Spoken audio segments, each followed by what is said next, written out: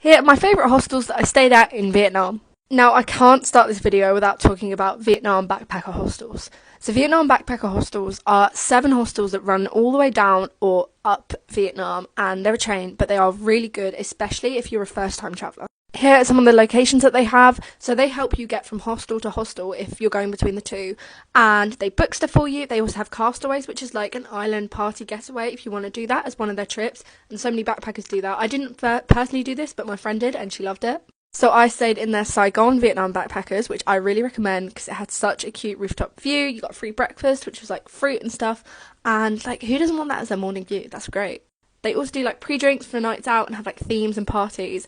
And the one in Hoi An, which I'll show you now, the one in Hoi An was great because they had like quizzes, they had karaoke, and one of the nights they took us for a pool party. It wasn't actually here.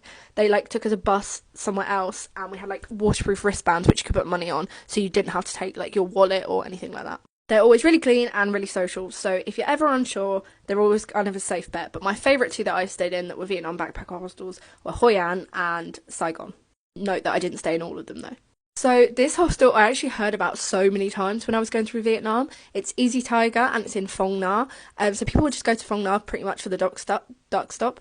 But it's such a social hostel and I heard so much about it and I was like, oh, I've got to stay there. But yeah, met so many people here, really recommend, and it's just in such a pretty location. They also have this partnership with this amazing homestay that's like a 15-minute bike ride down the road, and you go there and you see the sunset, and they've got a pool and a bar, and you can just turn up there for free because they've got a partnership with the hostel, so they'll be like, yeah, go there for sunset, it's really good. I stayed in Hanoi 3 times and did 3 different hostels.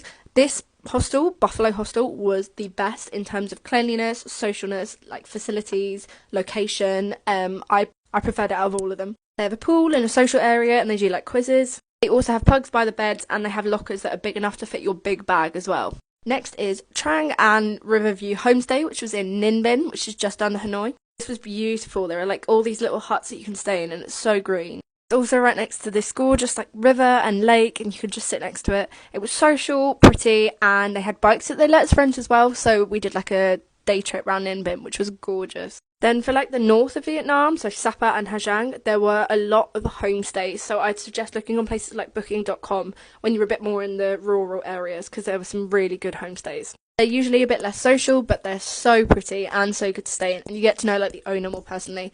And if you're travelling with people, then it's definitely a good place to stay. But my favourite Vietnam hostel is Vietnam Backpackers Hoi An.